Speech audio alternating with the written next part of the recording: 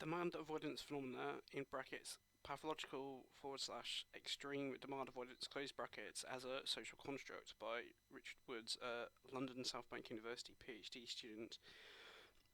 This is a test recording for a seminar I will be delivering on the 7th of April 2022 for Edge Hill University's Critical Autism Studies Master's course.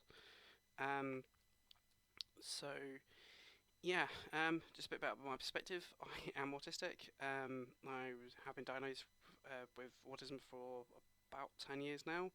I do meet Elizabeth Newton's PDA profile, but I'm not emotionally attached to it, and I do not want a diagnosis in it.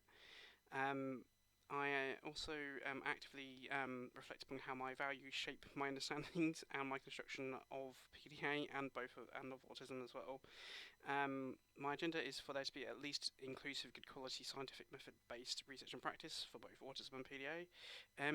With note on terminology, I'm probably just going to use PDA instead of demand avoidance phenomena, just because it's easier and most people will kind of just understand that.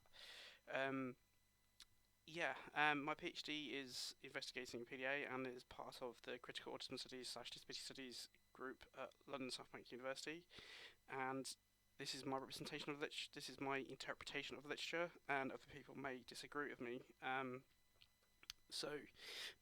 a quick note about terminology. I'm assuming that you should be familiar with the kind of mandatory reading I have suggested for the students for this talk. And in it, it should be quite clear why I'm kind of okay using medical model of disability-based terminology, such as disorders and deficits. If one is kind of clear about the medical models of disabilities limitations, especially how one can literally just make up deficits and disorders and diagnostic categories. And this is kind of a key aspect of the talk is that there's a large arbitrary component, and they can be constructed to suit one's agenda if one wants to do that. Personally, I favour a transdiagnostic approach to characteristics that are generally represented within mental disorders. I think we should be aspiring to stop using disorders in research and clinical practice. I do have a few conflicts of interest. I'm not going to go into them. I'm just mentioning it because they're here. So brief overview of the talk. The current situation with PDA in the UK. A brief overview of its four main schools of thought, the origin nature of PDA itself, a transactional stress model for PDA, and then a brief talk about autism and PDA stereotypes, and how autistic people can be internalising PDA, and maybe reasons why. And finally, a brief talk about PDA strategies, and then kind of the bias reaches involved with PDA.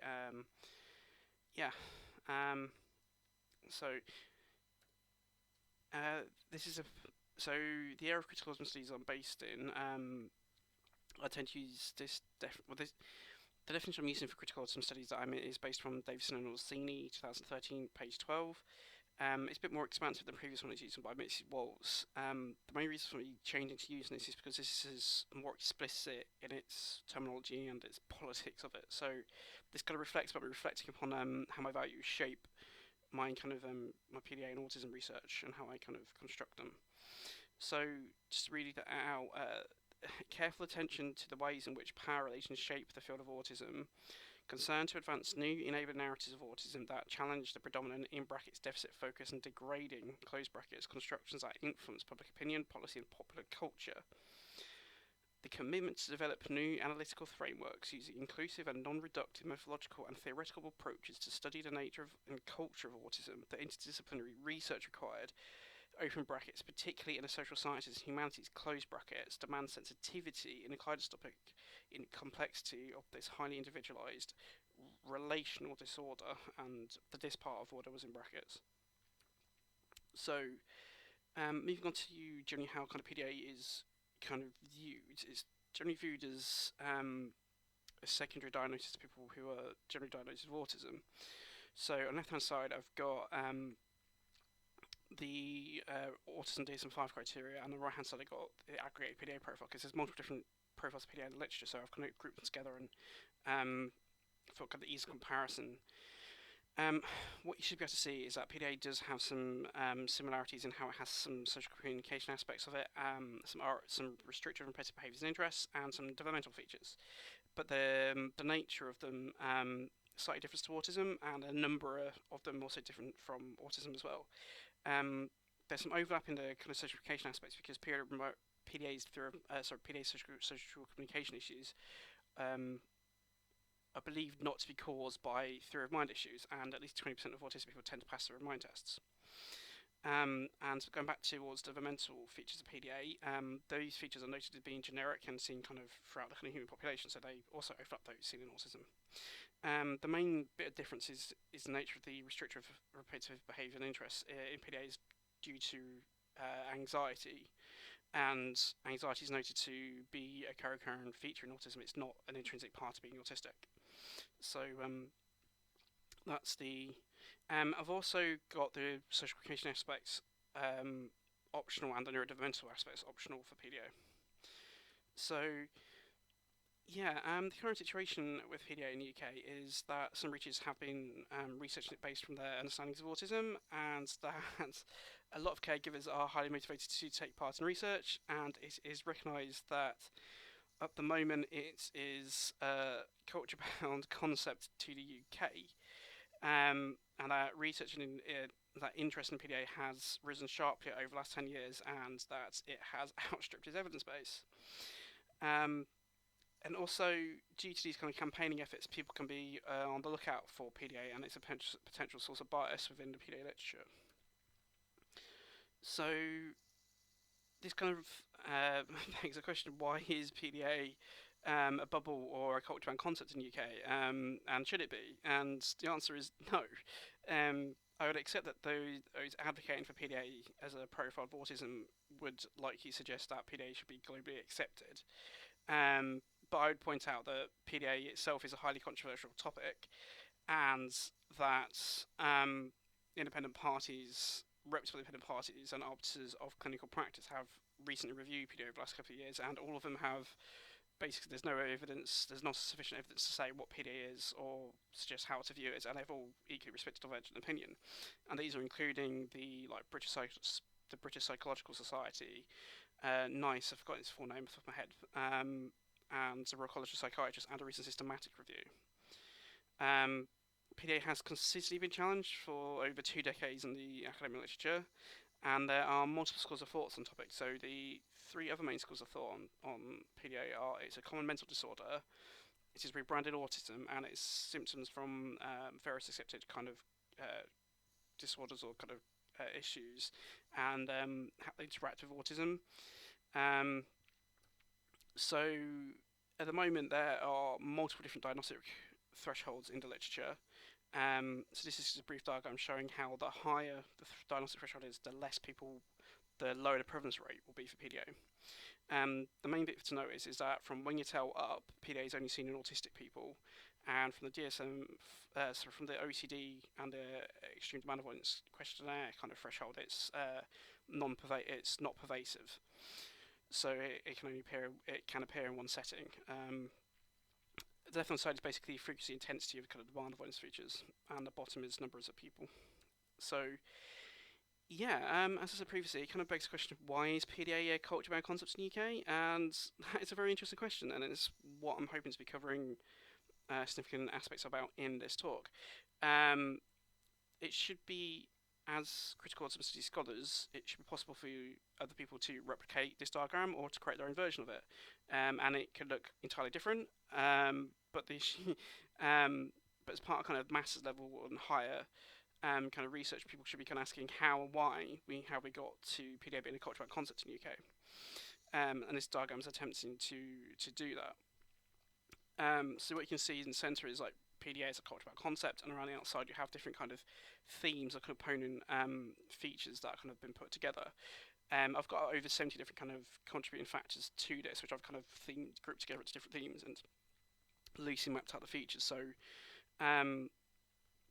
there's a big bit down the bottom how there's a community of practice has evolved around PDA as a form of autism, and that has leads to issues like avoiding controversial debates, manipulating kind of public information, substantial amount of bias present within the literature, not following typical standards, going through to separate things such as broader kind of culture poor standards within the UK and autism, to stigma issues around kind of reinforcement-based approaches, to PDA strategies, films being good practice, which we'll touch upon later, and how the nature of autism itself can be make it easy to predispose to identify with PDA. And PDA itself is very essentially is whatever anyone wishes it to be, and I'll kind of touch upon that as well. So yeah, brief review kind of PDA history, which is the first section of it. So Neeson spent 25 years like gathering her 150 PDA cases, and her understanding of PDA and how she constructed it barely changed over that kind of time period. I'm not going to go into full details of this table, it's just there if you want to do it. The main difference she did is she adds like a language delay tray into it, and she revises her diagnostic grouping it goes into, but she originally created her own one, which we'll get onto next. So this is Neeson's first diagnostic grouping for PDA, and she used it from 1986 to 1996 at least. We know that because it's time-stamped here, down the bottom right, and this is something she made up herself. It's called pervasive developmental coding disorders, and it has autism, which includes Asperger's syndrome in. So this bar on the bottom is reflective of IQ, and Neeson took the view that people with Asperger's had average or above average intelligence. So PDA is by itself here, dyslexia and dysphagia. Dysphagia is also known as asphagia. So in the news recently, kind of Bruce Willis has been noted to be diagnosed with asphagia. The reason why Neeson could have used this diagram, a couple of reasons. One, because her clinic, she mainly saw people with these kind of categories in them, and also she argued it was more helpful to have this diagnostic grouping than the existing ones at the time. So this diagnostic grouping later evolved into this one, which she kind of called pervasive mental disorders. What she's essentially done here is she's brought out Asperger's syndrome into its own distinct thing, and she has put kind of classic autism or kind of like Hannah's autism or kind of autistic disorder down at the bottom, but she's also put it in with like additional learning difficulties, and she's referred to Asperger's as kind of able autism. PDA is by itself. A couple of things to take away from this is that PDA and autism do not overlap each other. They are related but independent categories, and PDA is not based on the triad of impairment, which the autism spectrum quite clearly is. Speech and language impairments is a broader kind of term to refer to things like dyslexia and asphagia, and here it's just kind of brought it in for kind of ease of reference, but it's not actually part of the grouping. This is a stepping stone grouping, which, because Neeson later in her 2003 article produced this version of the diagram, and she's got speech and language impairments fully blocked in and grouped within it. So what she's done here is she's kind of basically repackaged a previous one within the pervasive mental disorders. But if you consider this diagram to what was in the DSM-4, which is the main diagnostic manual around the 1990s when this was Neeson was using this, there are quite clear differences which I don't have time to go into, but it's problematic fitting Neeson's kind of diagnostic constructs within accepted clinical frameworks. So it's also still important to note that Neeson never based PDA on accepted kind of autism understandings. It's never based on, for example, the child impairment, which still underpins modern autism understandings within the DSM. So yeah, Neeson uses 4 definitions to create her PDA, to create her diagnostic grouping. So pervasive suggests that the effects can be seen in a child's development. Developmental means that the disorder is present at birth and gradually becomes apparent over course of development. And disorder implies that it's more than a straightforward delay. And it's kind of, and coding issues is when a person has problems processing or understanding certain aspects of communication. So yeah, so what's happened since Neeson's work 20 years ago is there's been a divergence of outlooks on PDA.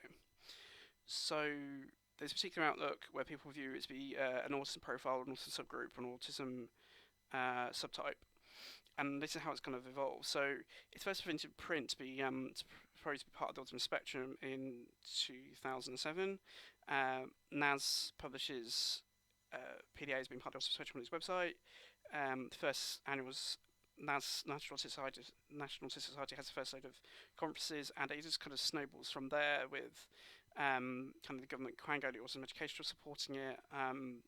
National Society just flat out recognising PDA as part of the autism spectrum, and you have loads of lobbying out activities going on later on, and more recently the PDA Society has claimed that PDA is included within the England Autism Strategy for 2021. Problem with that is if you actually check the document itself, PDA is not mentioned whatsoever in there. So yeah, more recently some PDA Profile of ASD points have suggested this kind of unique clustering of features, which includes like social avoidance strategies to avoid demands, surface sociability, sudden changes in mood, and role play and fantasy. Going on to the next outlook is what I would call rebranded autism. So what we mean by this is that that PDA represents features that are not currently pathologized in an autism diagnosis. So this was first kind of evolved out of comments by Wing and Gould, both made independently and together by Wing, that the features of PDA are seen throughout the entire autistic population, and it remains to be seen if PDA is a distinct kind of diagnostic category or syndrome or disorder. So yeah, so Damien Milton wrote in 2013 that PDA represents the pathologizing of autistic persons asserting their self-agency. I later wrote that PDA represents the commodification of autistic self-agency and poses a threat to our self-agency as viewing it as being manipulative. And other people have kind of built on this. Particularly Alison Moore has written about PDA represents pathologizing of autistic people for breaking conventional cultural norms and standards. And this is represented by this Venn diagram by Alison Moore, which she has kind of childhood intersecting with autism, intersecting with gender, especially as PDA is often suggested to be a female form of autism, and it seems to have like a more even gender ratio compared to what autism typically has in literature. So the next one is that PDA is a kind of pseudo syndrome. What we mean by this is that PDA's aspects of PDA can be attributed to, can be broken down and attributed to accepted kind of constructs or kind of issues. This is kind of first proposed by Anna Geralda in 2003, suggesting that PDA has features of ADHD, oppositional defiant disorder, social anxiety disorder, and precursors for schizotypal disorder. And later on, it's kind of been suggested that PDA is basically built up of multiple kind of diagnostic categories kind of interacting together, and that PDA may not, the PDA features seen in PDA may not be caused by autism. And there's some research by Liz and Ions 2013 kind of suggesting this. And more recently, there's been kind of various diagrams showing PDA being broken down into with aspects of it belonging to different kind of accepted constructs. So yeah, it's also quite important because we've kind of respected independent parties like NICE respecting divergent opinions of PDA. It's kind of important to kind of recognise that. So this is a diagram by Liz and Ions from her 2013 PhD thesis, and she shows that PDA can be represented by the various kind of features from various kind of categories of difficulties. So you've got like anxiety, emotional issues here, hyperactivity, conduct problems, callous emotional traits, and kind of autism features. So it's not even like full on autism. Which it kind of says here is where PDA is, where it's kind of quite high threshold. This is a more recent diagram by me. So I have like PDA can be seen as kind of features representative of autism, ADHD, oppositional defiant disorder or conduct disorder, / trauma, and anxiety, and that there's quite a good bit of overlap between these features, and that PDA itself has a spiky profile. So, yeah.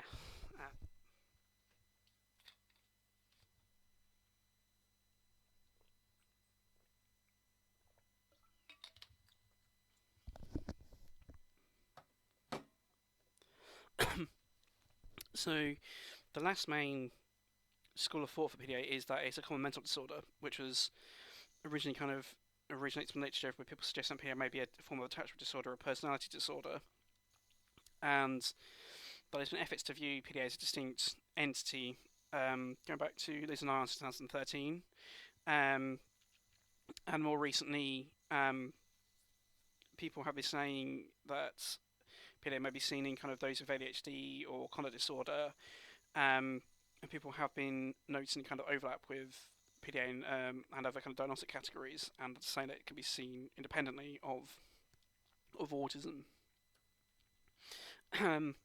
So this is a diagram from Rose and al., and it basically shows the DSM-5 autism criteria.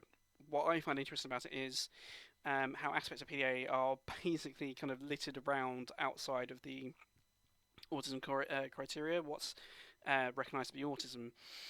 So there's kind of ADHD, kind of irritability/rapid mood changes, going through to anxiety, to kind of obsessive compulsive features. What that means is if you group together the PDA features together, you should get a diagram that looks like this. So you'll have autism by itself, and then you have the PDA ones at the top. You'll have a kind of a small section for atypical social interactions, and then you'll have a bunch of anxiety-based RBIs, so like the hyperactivity, irritability, anxiety, associated with behaviours, obsessive behaviour, the fantasy and role play, and kind of conduct problems. And I kind of loop these together from what's in the diagnostic traits and what's coming out from research results. So beyond that, more recently, engaging with kind of autism kind of historical literature and reflecting upon it, I think one could argue that PDA is itself not exactly something new, but it's based on something that's old and no longer used in clinical practice. So it's kind of widely known that Asperger kind of ignored Sukhareva's work, and that Kanner, it's believed, has also kind of ignored Asperger's work in relation towards autism. So childhood schizophrenia is a dead diagnostic category that was used in the 1920s to the 1980s, and for much of that time period there was a lack of consensus over what features were in childhood schizophrenia. It was not consistently used, and it was quite broadly used and widely known during the time period of its use, and it covered quite a broad demographic of people, including many autistic children and young persons. And we know in the early 1940s that Kanner folded autism into childhood schizophrenia. When you kind of look at Newton's work and her clinic, so Newton specialised in coding disorders, and he's clearly seen kind of cases of autistic children or people with atypical development. In the case of kind of many of the cases that she was later viewing as having PDA, that these could be diagnosed with kind of childhood schizophrenia. And it's important to note that Newton started collecting her cases from 1975, which was right during kind of peak childhood schizophrenia years, and especially when there's a consensus, some kind of consensus over what was seen in kind of childhood schizophrenia. And it's also important to note that Newton's PDA understandings did not fundamentally change over the 25-year period of her collecting her data sets. So it's possible that it's reasonable to assume that Newton knew about childhood schizophrenia, and it's reasonable to kind of question, is PDA actually based off childhood schizophrenia?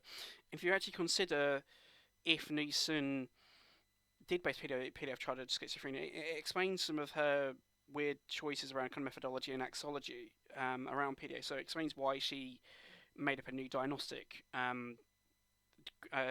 grouping for PDA. So bear in mind, with childhood schizophrenia falling out of favour in the 1980s, if you're trying to get something new like PDA established, and it is based on childhood schizophrenia, you're not going to say it's based on childhood schizophrenia because that's just going to undermine your entire case of getting PDA taken seriously. So how do you get around that? You propose a new diagnostic grouping, and that's exactly what Newton did, proposing his diagnostic grouping. So I'm not saying this is exactly what Newton did, but it would explain it would and it is possible because we know previously within autism history that politics did impact people's engagement and portrayal of autism. So weirder things could have happened. This is a table showing kind of the traits for childhood schizophrenia versus Newton's clinical descriptions, and the childhood schizophrenia traits are taken from neurotribes. And if you look at the features of childhood schizophrenia, they strongly overlap Newton's accounts for PDA. So you look at like gross and sustained impairment in emotional relations with people. That's rapid mood changes and impulsivity. Going right the way through to kind of acute excessive and semiological anxiety is a frequent phenomenon in childhood schizophrenia, to kind of the rapid mood changes led by a need for control, like the emotional outbursts, kind of hitting, kicking in PDA, to the repetitive questions used for distraction, can be seen as panic, and like 6% of Newton's cohort had kind of panic attacks, and yeah, there's other features like childhood schizophrenia having like abnormal perceptual experience, and PDA having like comfortable role playing pretend, and childhood schizophrenia having like sustained resistance to change in the environment and is striving to maintain or restore sameness. And with PDA, it's like continues to resist and avoid all demands of life with strategies of avoidance, essentially socially manipulative. And there is just a striking similarity between childhood schizophrenia traits and Newton's accounts of PDA, that it is reasonable to conclude that Newton did base PDA off childhood schizophrenia. More recent research comes to my attention that like it's common for people to have multiple diagnostic categories of disorders within them.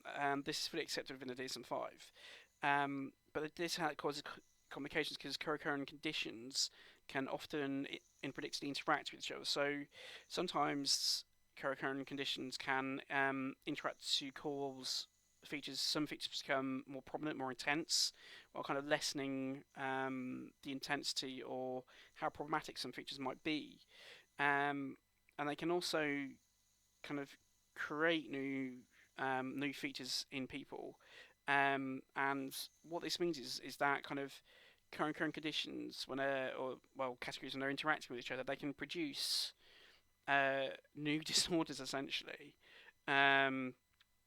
which can be different. It can be and sometimes these new disorders could be more impairing or more debilitating, and I am using those two terms in quotation marks, than the original kind of current conditions. What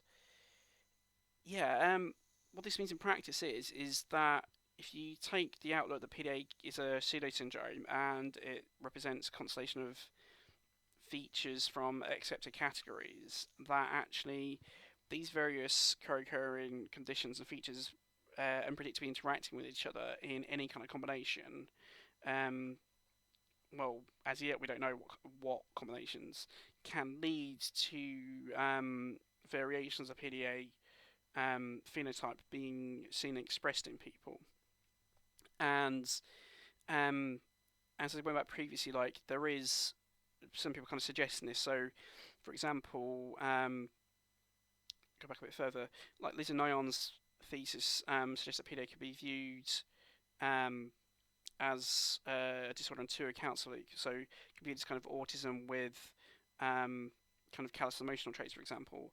And some people suggest that PDA might be a triple hit with like autism, conduct problems, and anxiety.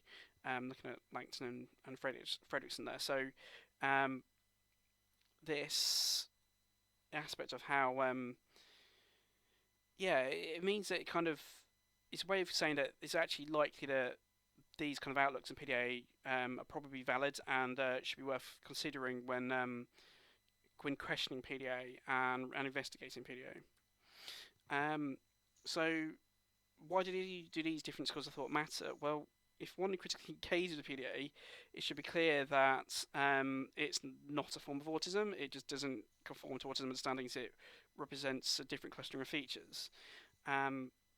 The other three main schools of thought seem to be valid. Is also We're also into an age of participatory research and practice, and most autistic people do not want autism to be divided into any kind of subgroups, subtypes, or multiple profiles of autism.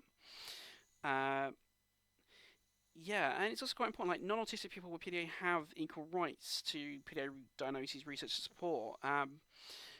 It's argued within under the UN Convention for Rights of a Child that they have universal rights, but it's also within the Equality Act within the UK. The definition for disability is any sustained impairment over 12 months, over a 12-month period. Paraphrasing off the top of my head. So long as like PDA kind of meets that legal threshold, you would be discriminating against non-autistic people with PDA if you view it as being a form of autism and you just ignore non-autistic people with PDA. Yeah, this is a generic question which I tend to ask people. It's like, how would you feel about autistic person creating a disorder that pathologizes non-compliance in creating an autism-friendly world and lack of empathy towards us? This is sort of trying to get people to kind of reflect upon their practice and how they're constructing PDA and what it actually does mean. So, moving on to kind of how one kind of views PDA and constructs PDA can be largely arbitrary at the moment because of the lack of good quality evidence. So this is a disorder definition from the DSM-5, and I'm going to read it out. Mental disorder is a syndrome characterized by clinical significant disturbance in an individual's cognition, emotional regulation, or behavior that reflects a dysfunction in their psychological, biological, or developmental processes underlying mental functioning. Mental disorders are usually associated with significant distress or disability in social, occupational, or other important activities, and an expectable or culturally approved response to a common stressor or loss, such as the death of a loved one, is not a mental disorder. Socially deviant behaviour, in brackets, e.g., political, religious, or sexual, close brackets, and conflicts that are primarily between the individual and society are not mental disorders, unless deviance or conflicts result from dysfunction in the individual or described above. So what you'll know there is that there's a lot of OR terms, so that means the definition for the threshold for something meets a disorder can actually be quite low. The DSM-5 is quite clear in the, over what characteristics most default disorders have. So generally they are heterogeneous in nature with porous boundaries. Most have features that are overlapping with other diagnostic categories and are again continuums or spectrum in nature. And it is possible for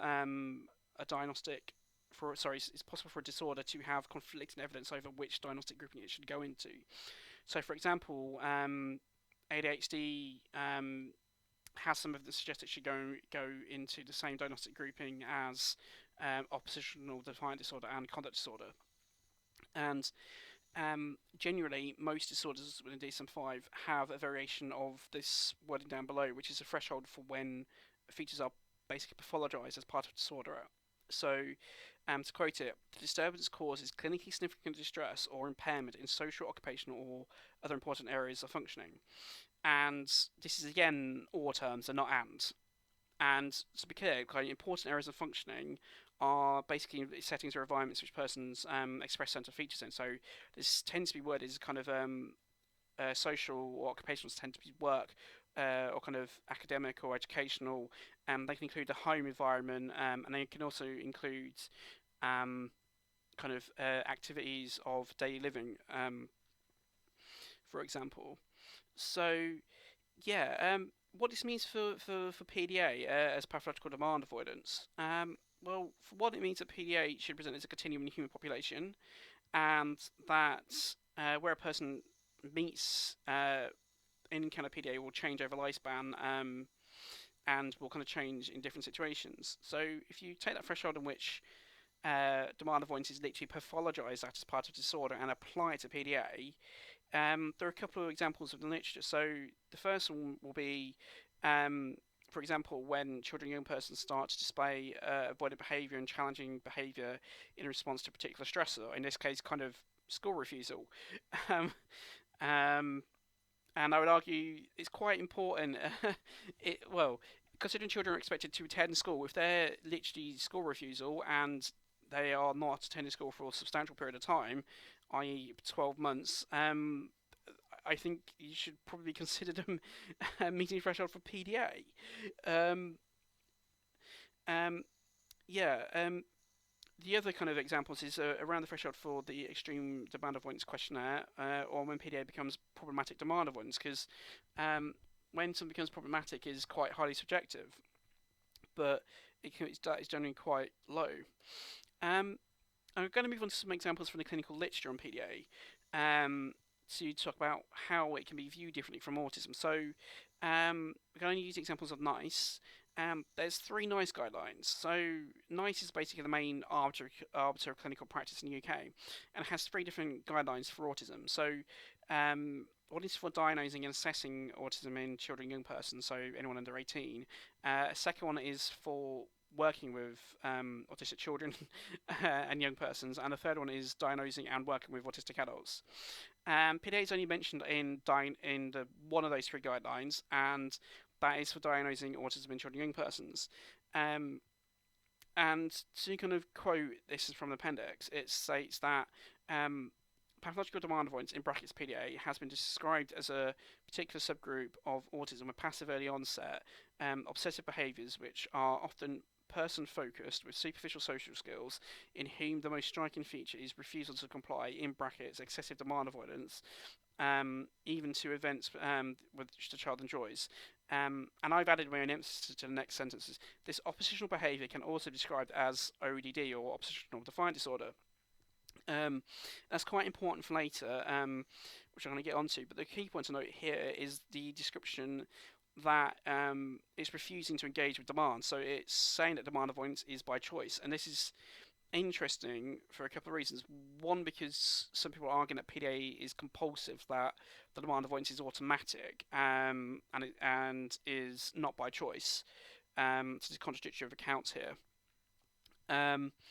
But also, I'm going to refer to the definition of PDA from the Royal College of Psychiatry. So its description of PDA notes that there's confusion around PDA, as demand avoidance is a common feature in the human population. But to describe its 4 PDA traits, it says that PDA has been PDA has been used mainly to describe children who present with a behaviour profile characterised by the very abnormal avoidance of compliance with everyday demands, in brackets, using a variety of social strategies and ranging from excuses and distraction, close brackets, to anxiety when demands cannot be avoided, to attempts to control situations, and then impulsivity as well as sudden and extreme changes of mood. I find this quite interesting because it says absolutely diddly squats about PDA having social communication issues, which tells us it is arbitrary to view PDA as having social communication issues. So, going back to the point about how you can view PDA as based on oppositional defiant disorder, if you take the oppositional defiant disorder specifiers from DSM-5, which is this left-hand column, you can use it to compare different conceptualizations of PDA and equate them to it. So the specifiers for oppositional defiant disorder in the DSM-5 are quite interesting because they, based on how many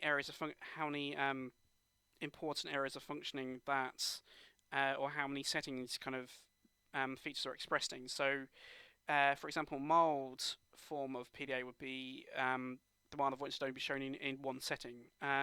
So for moderate, it will be in at least 2 settings, and for severe, it will be when demand avoidance is seen in 3 or more settings. So some people suggest that PDA might be from ADHD. So if you check the DSM-5 criteria for ADHD, that ADHD features have to be seen in at least 2 or more settings, and they must have significant impact on multiple areas of functioning. So autism features have to be seen in at least 3 important areas of functioning, and yeah, that's and kind of term, the ors down here.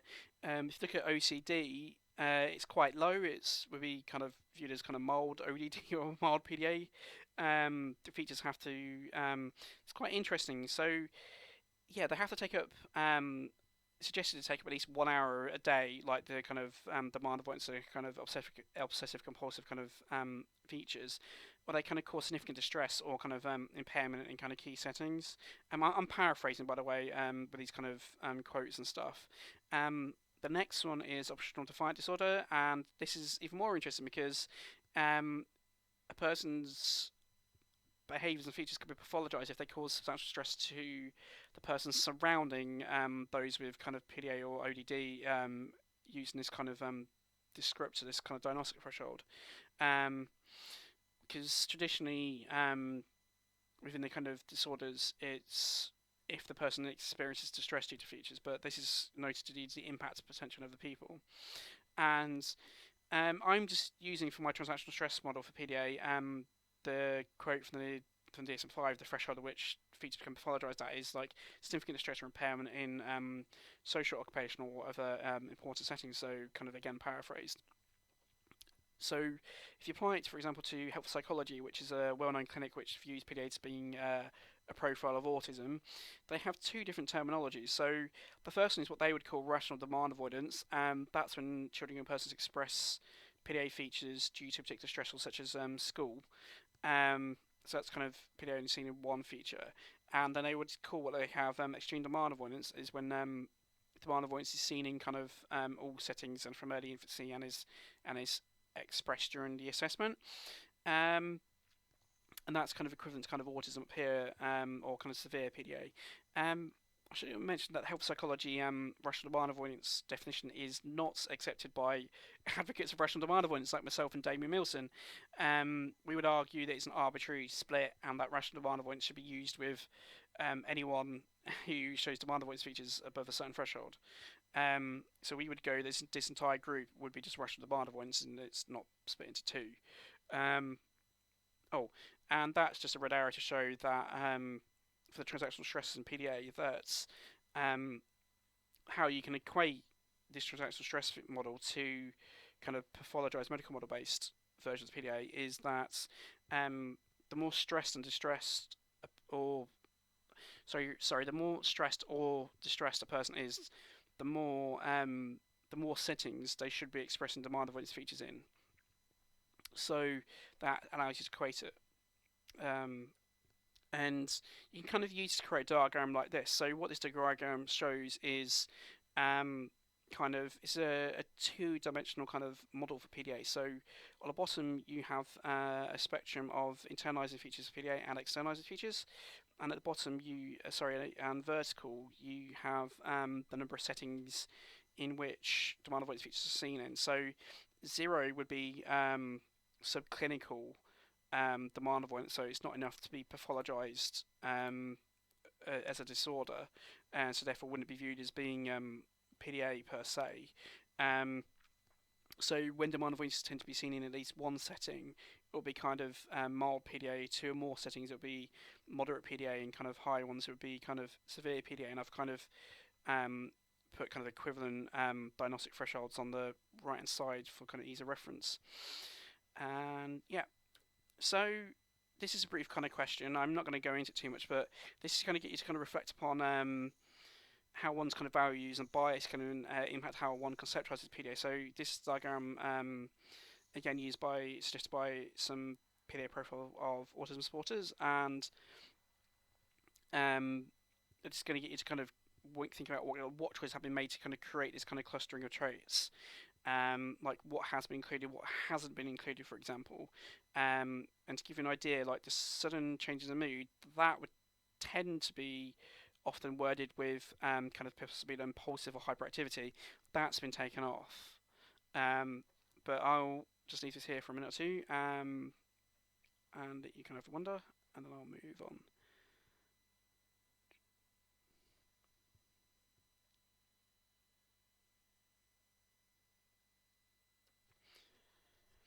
So yeah, the next couple of slides of me just kind of listing items from the Extreme Demand Avoidance Questionnaire, the Extreme Demand Avoidance Questionnaire for adults, and the 11 revised PDA Disco items.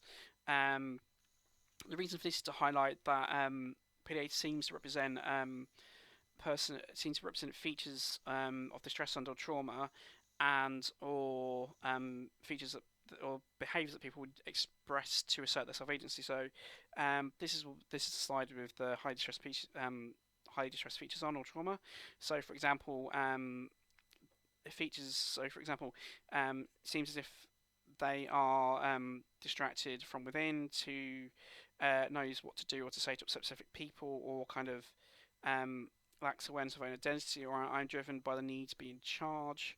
And these are features from, so these are items that are kind of used to assess for PDA. So I complain about illness or physical incapacity to avoid a requested demand, attempts to negotiate better terms with adults, and a kind of apparent manipulative behaviour down here. So it's also worth noting that you would kind of want children to be manipulative because they're kind of expected to be manipulative in order to kind of to get what they want essentially in kind of non-autistic kind of society and neoliberal world kind of culture and stuff. Yeah, I'm going to explain briefly my transactional stress model for PDA. So this is a transactional stress approach. So it does not intrinsically pathologize PDA. It views PDA, it views demand avoidance as being the result of the interaction between the individual and their environment. Um, so these are the five kind of core PDA traits which I'm using. Um, so and these statistics, if they're universal to population, are based on the Nielsen et al. Statistics. This diagram from the PDA Society, what it tells you, I'm not particularly happy with this diagram, but it gives an idea that kind of the more stressed a person is, the more kind of I don't like the term extreme, but the kind of the more kind of intense kind of features that a person will express. So what's arguing is people will kind of tend to work up through these progressively, but sometimes there can be kind of rapid escalation and then they can skip levels. So from down the bottom you have kind of person using excuses and distraction to kind of like physical incapacitation and kind of disassociating into kind of fancy and role play, to kind of taking control or kind of complete compliance, to kind of full on kind of panic attacks, upset, agitation, self-harm, shut down, kind of running away and aggression. Um, so this is what I call the demand management cycle, and it is a generic negative reinforcement cycle from that is seen quite often in mental health literature. So what you have is a demand which can be internal or external. A person will then experience anxiety or distress due to that demand. They'll then express some kind of avoidance feature. It can be irrational or rational nature, such as kind of using making excuses, or could be going full on kind of like violence, kind of hitting people. The entire point is that the avoidance feature is meant to change the nature of the environment of the social interaction, either by changing the dynamic of the social interaction or by ending, terminating social interaction. And in the process, the demand gets basically removed, and as the demand gets removed, the anxiety gets taken away or the stress gets taken away briefly, and they get temporary relief. And it kind of just goes back around here. So people can kind of skip through those until they express a sufficiently kind of intense avoidance kind of feature until they get until they get relief from the anxiety due to demand. And this is me kind of viewing PDA as a three-dimensional continuum. I'm being quite clear the diagnostic threshold here, which is again the quite low one from the DSM-5, and so what you have here is kind of the intensity of the stress features kind of continuum. So this axis represents this, and this is basically how often they're expressed over time, and this one is a continuum between the social avoidance features being manipulative to strategic. So the more highly aroused a person is, the more kind of compulsive the social avoidance features will be. and the less aroused they are, the more manipulative it will be. So, um, what you can do is you can develop the demand management cycle into a developmental model, and you can get kind of PDA as a way of being human here, and that can interact with situations people are in and kind of missed opportunities and stuff. And these are the five kind of core traits for PDA, and these all can interact with the situations people will experience or not, and they can kind of go back and forth and interact with those. Um, so these features can lead to anxiety, which can impact kind of how they experience situations, or they can lead them to miss situations. Um, and it obviously kind of like missing situations can obviously lead to kind of issues of understanding or developing skills. Or people can be traumatized by missing, can be traumatized by adverse situations, which again can lead straight to anxiety. But some trauma or features of depression, for example, depression can show kind of rapid mood changes, and um, yeah, I like this model. It's quite good because it can explain how um, anxiety-based restrictive and repetitive behaviours and interests can lead to people developing social communication issues. So it means that one cannot assume that social communication issues are an intrinsic feature of PDA. I'm moving on to the next section now. So this is autism and PA stereotypes. So this is table spread over 2 slides, and anything highlighted with a star is a PDA clinical. It's a trait of PDA seen in the clinical literature. So yeah, I'm not going to read them all out, but what you'll tend to see is that PDA clinical features are directly opposite. Like they directly contrast autism stereotypes. So like, for example, autistic people lack empathy. PDA is highly manipulative. Like autistic people do not make eye contact. Those with PDA like eye contact. Autistic people are not sociable. PDA is sociable. Um, you got other ones like you should use clear and concise language. You should use kind of complex language to disguise kind of demands. Yeah. So like autistic people like routines and structure being imposed upon them. PDA has a need for control.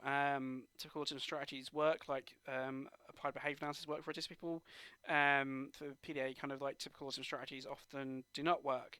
And it's just interesting when you look at kind of stigma and consider it. So um, yeah, I'll kind of get onto that next, but going back to the kind of like PDA features kind of overlap in many kind of accepted constructs. PDA itself has a spiky profile of features, so it kind of makes it easy for people to kind of identify with, and it makes it easy to identify with when I kind of come on to other features in a moment. Yeah, like PDA features are noted to be generic. They are common across many kind of diagnostic categories or issues, and there's issues with the kind of the tools used. So, um, yeah, it's easy with how there's no consensus over what PDA is, no consensus over diagnostic threshold, or no established kind of diagnostic criteria. So PDA as itself is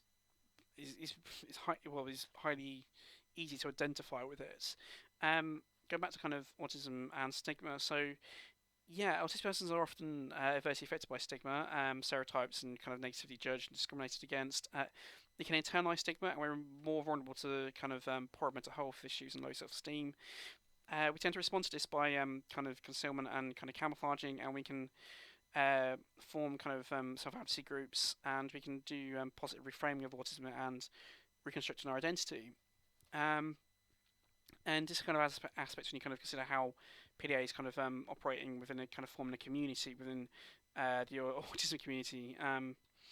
So yeah, we know that kind of camouflaging slash masking can have a adverse impact on an autistic person's well-being, and we know that kind of we also know that autistic persons who do not conform to autism stereotypes are most likely to not receive an autism DSM-5 diagnosis.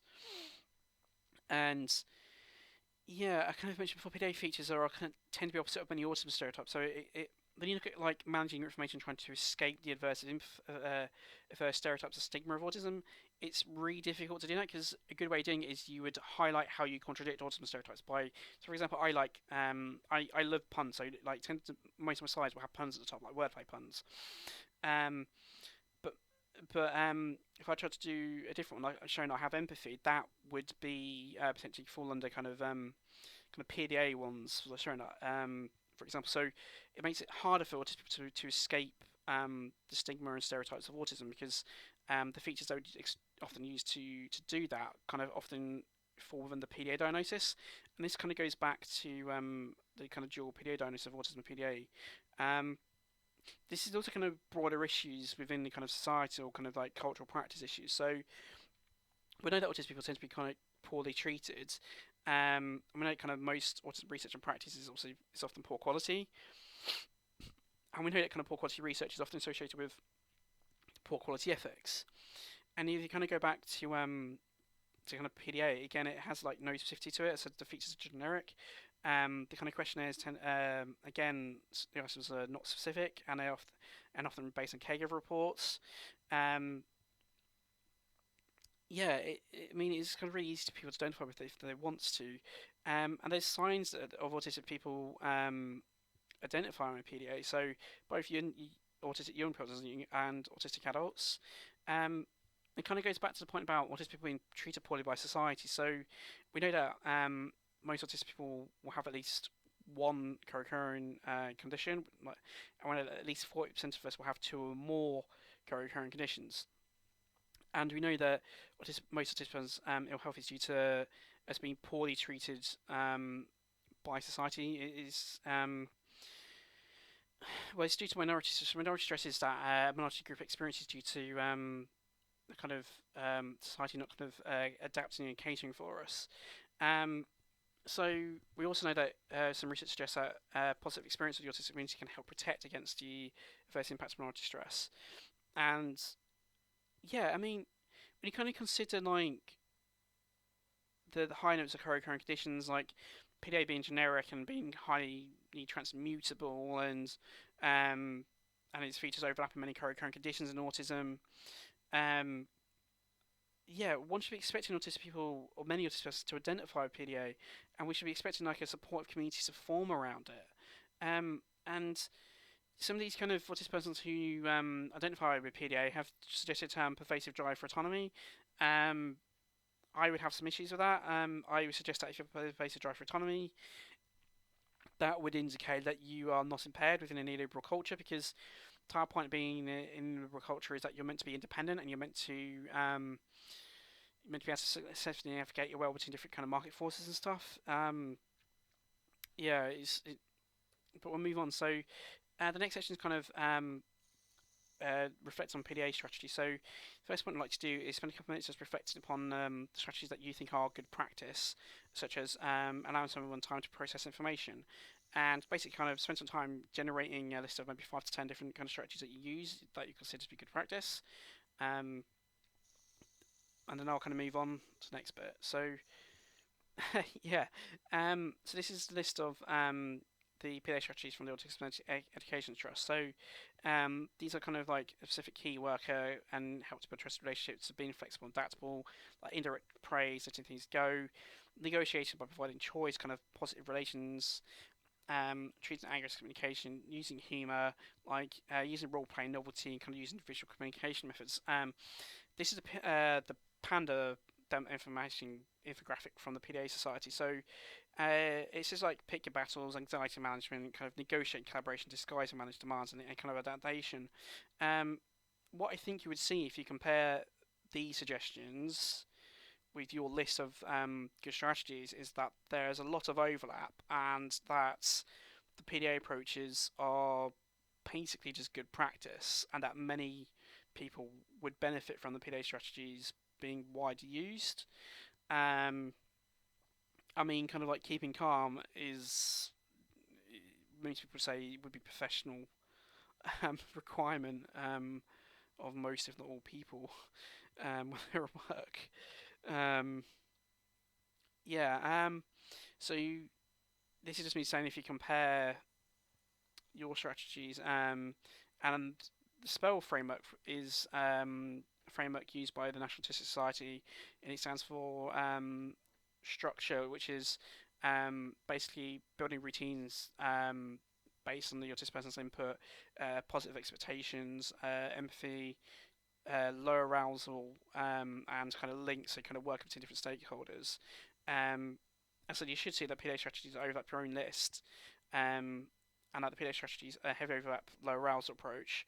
I haven't discussed low arousal approach though, but the people on this kind of webinar on the 7th of April should know what low arousal approach is.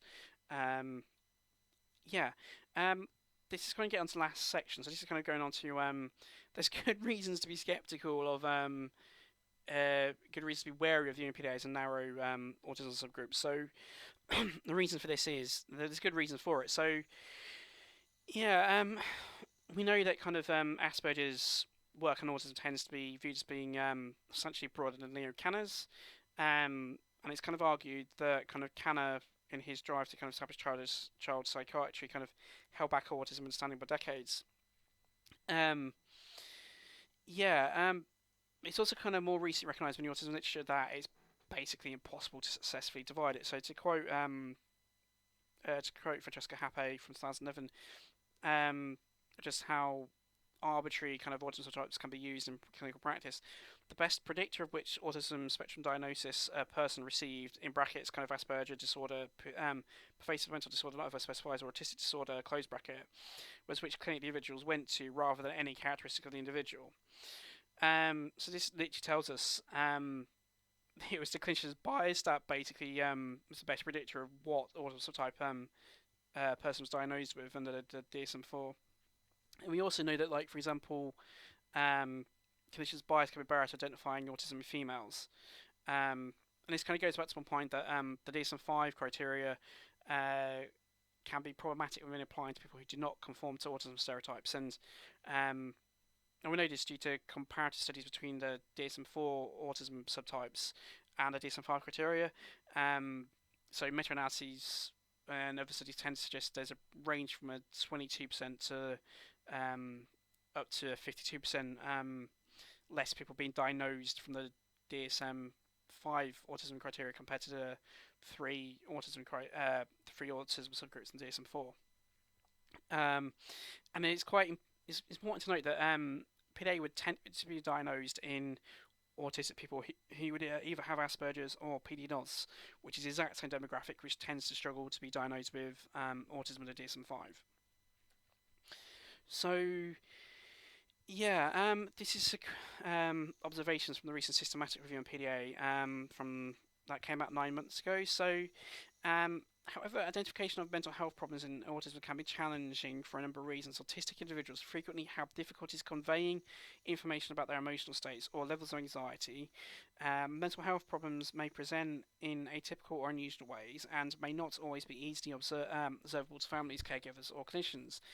The types of events or stimuli that can give rise to anxiety may also be different or more varied in autistic individuals than in the general population.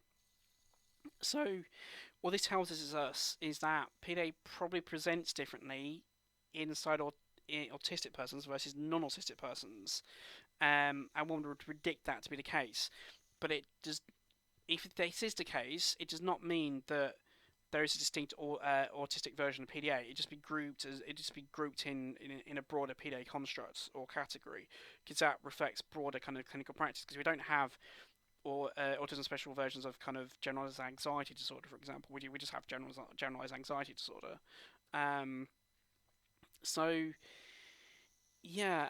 This is a quote from a book by Judy Eaton about how clinicians' bias can impact diagnosing autism in females. So professionals and teams working with children need to become aware of the ways in which girls can mask their difficulties and need to move away from using DSM as a Bible in quotation marks, stating that someone does not fulfill criteria when these criteria are based upon a male, in, again quotation marks, presentation of a disorder is short-sighted in the extreme. I would say that the point about not diagnosing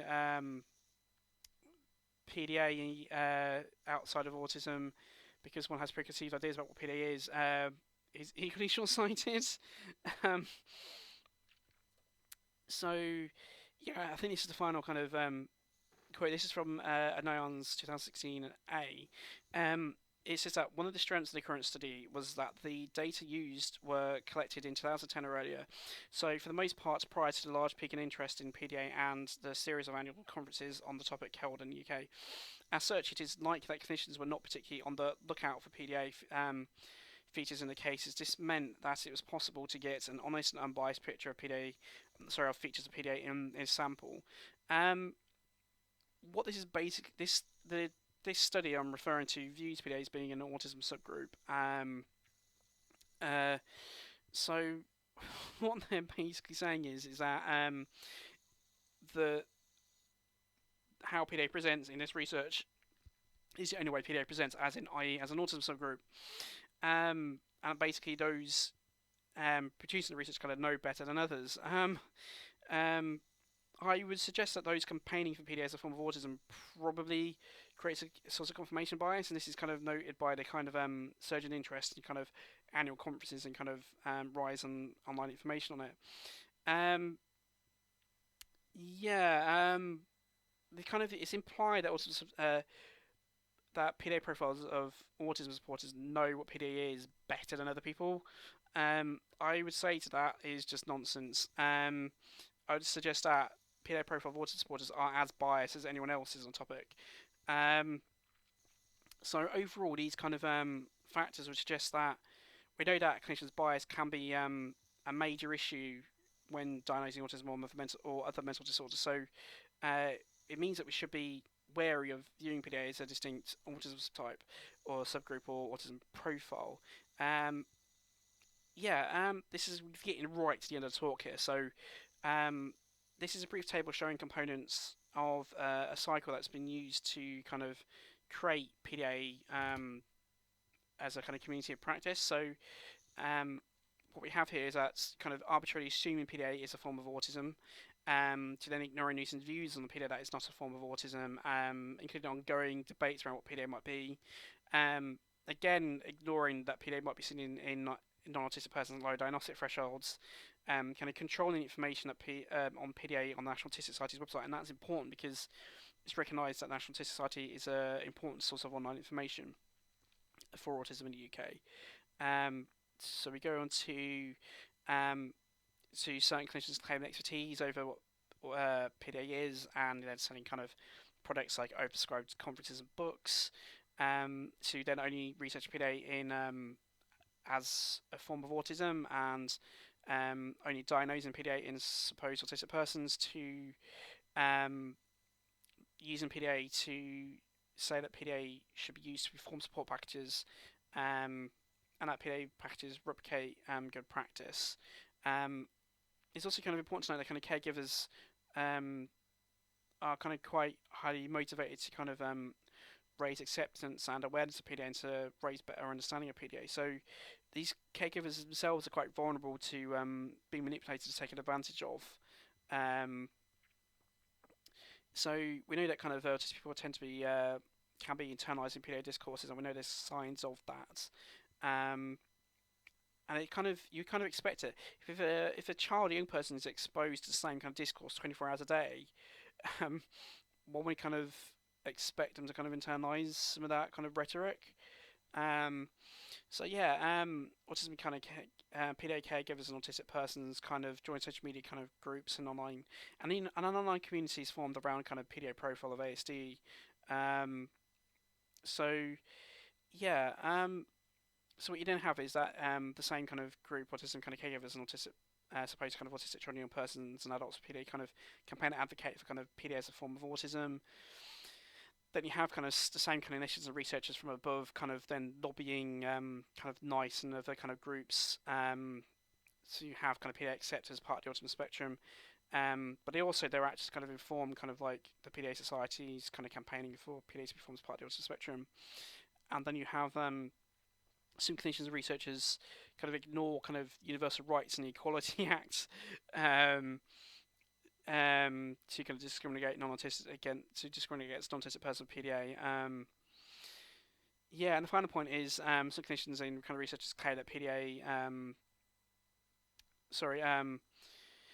Yeah, some people are suggesting that autistic people who kind of strongly identify with PDA have special rights and should be platformed above other kind of views on PDA and stuff.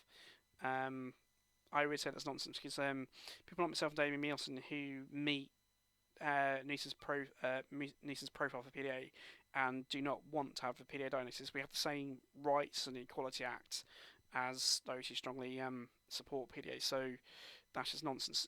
You can put these together to form a cycle, but I'm not expecting you to kind of see the text because it's really small. I just put it up here to see that it is a cycle and it kind of just goes round and round and round.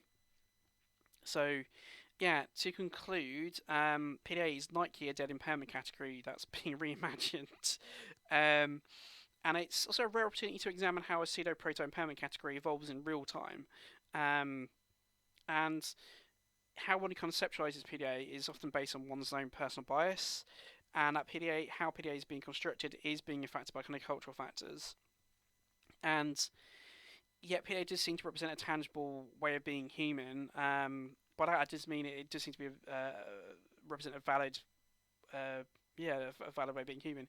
Um, but it's still possible to map out and kind of show the relationships to kind of cultural biological factors are interacting to kind of create PDA, especially as a form of autism.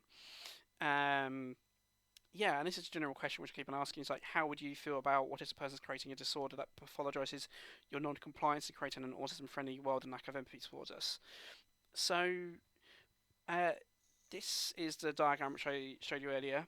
Um, so if you can look at you look at the compulsory reading and the kind of the resource materials, um, you should be able to kind of group together the individual components into themes and then map out the themes similar to what I have done, or completely different in your own kind of way to produce a similar diagram to explain why PDA is a culture about constant in UK. Um, and especially for kind of like master's level students, you should be capable of it, and it is to master's level because um, its evaluation is to how and why stuff happens. Um, so yeah, I'm going to move on now because it's obviously just a test video. So this is obviously my contact details. So my email, my Twitter handle, my ResearchGate has links to my kind of publications on. And I'm just going to spend a few seconds on each slide. And there's 11 reference slides. So and I'll stop recording when I get to the last one. And I'm not going to read them out because you should be able to pause them, and there should be enough time for you to kind of pause them for specific ones.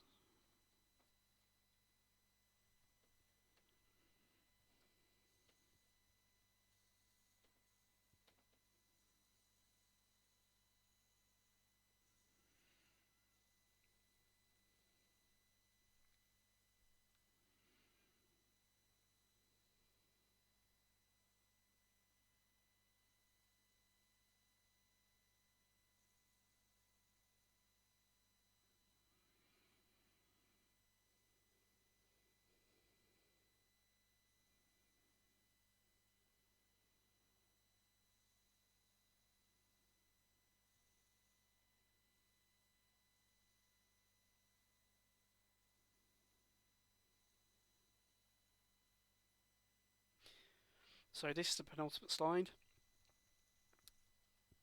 and this is the last one. So thank you for watching this video, and I hope you enjoyed it and found it informative. I hope to see you in the next one. So thank you. Bye.